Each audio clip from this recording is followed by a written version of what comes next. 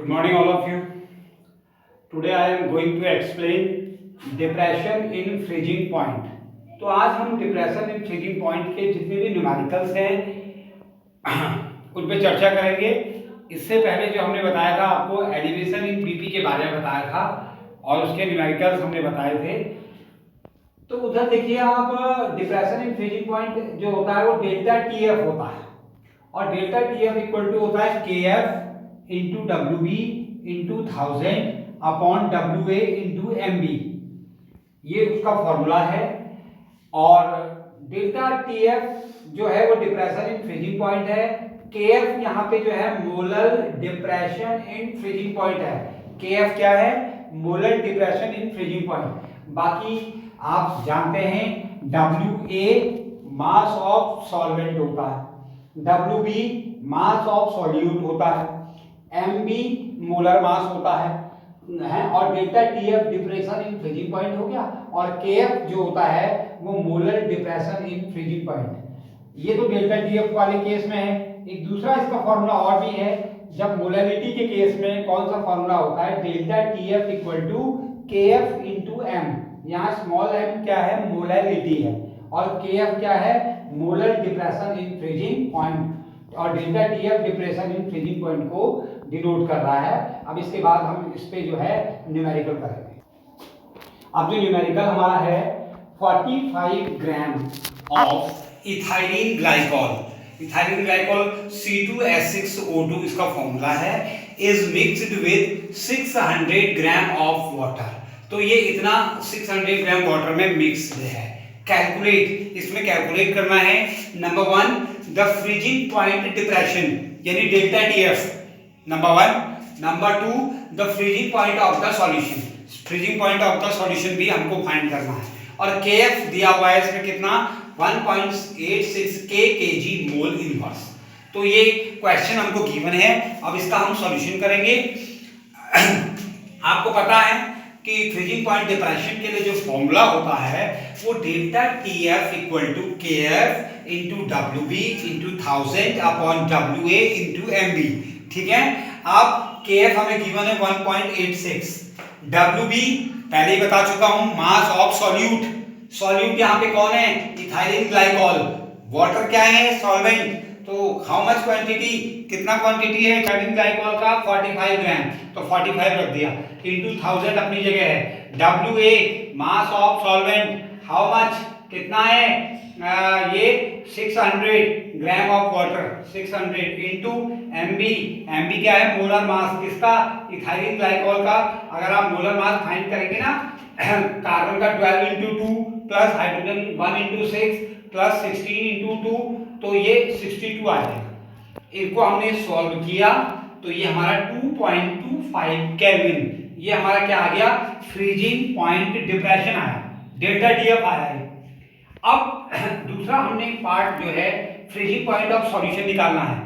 जैसे वो boiling point of solution निकालने के लिए तो हम जब जितना हमको बॉइलिंग पॉइंट दिया जाता है वो हम ऐड कर देते हैं एलिवेशन इन बीपी में, और यहाँ पे क्या करते हैं फ्रीजिंग पॉइंट ऑफ सॉल्यूशन में 273.15 से जितना हमारा फ्रीजिंग पॉइंट ऑफ डिप्रेशन आएगा उसको हम सब्ट्रैक्ट कर देंगे।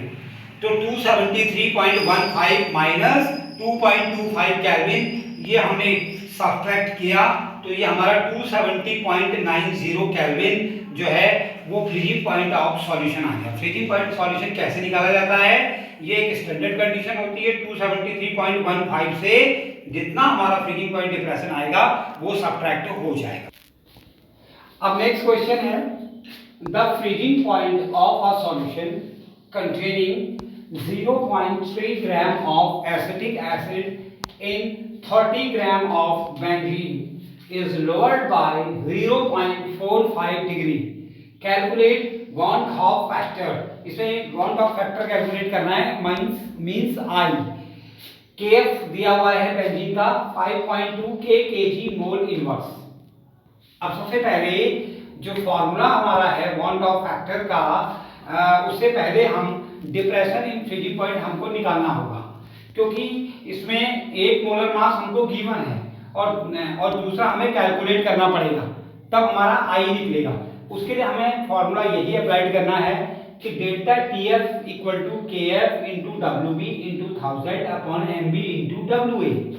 ये तो फ्रीजिंग पॉइंट टेम्परेचर का है, हमें एम बी कैलकुलेट करना है, तो एम बी हम इधर ले जाएंगे और डेल्टा टीएफ इधर ले जाएंगे। एम बी मोलर मास निकालना है ना, क्योंकि M B equal to K F into W B into 1000 upon delta TF into W A.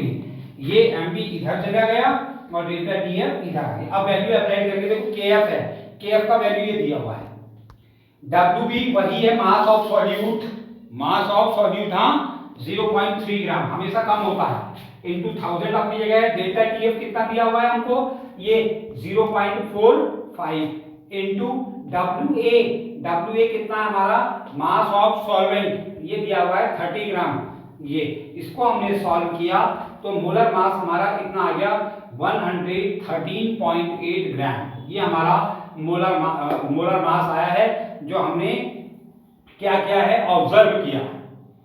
Observe molar मास हमारा 113.8 आ गया। और नॉर्मल मोलर मास हमको गिवन है किसका, एसिटिक एसिड। नॉर्मल मोलर मास एसिटिक एसिड यहाँ पे गिवन तो नहीं है, बट हमें जानना भी होना चाहिए और वैसे गिवन भी होता है। एसिटिक एसिड का फॉर्मूला होता है CH3COOH। तो इसका मोलर मास अगर हम फाइंड करेंगे ना तो 60 आता है। ये मोलर मास किसका है, एसिटिक एसिड का। याद रखें, ये नॉर्मल मोलर मास एसिटिक एसिड का है, जो हमें ऑब्जर्व नहीं किया है, वो हमें गिवन है 60। अब बॉन्ड ऑफ फैक्टर का एक फॉर्मूला होता है मोलर मास के केस में, I equal to normal molar mass upon observe molar mass. अब नॉर्मल मोलर मास हमें कितना गिवन है, 60, ऑब्जर्व किया हुआ हमारा कितना आया, 113.8। दोनों को डिवाइड हमने किया तो ये आ जाएगा 0.527। इसकी कोई यूनिट नहीं होती, क्योंकि वांट ऑफ फैक्टर एक रेशियो है, नो यूनिट, इसकी कोई यूनिट नहीं होती। और ये हमारा 0.527 जो है आंसर आ गया।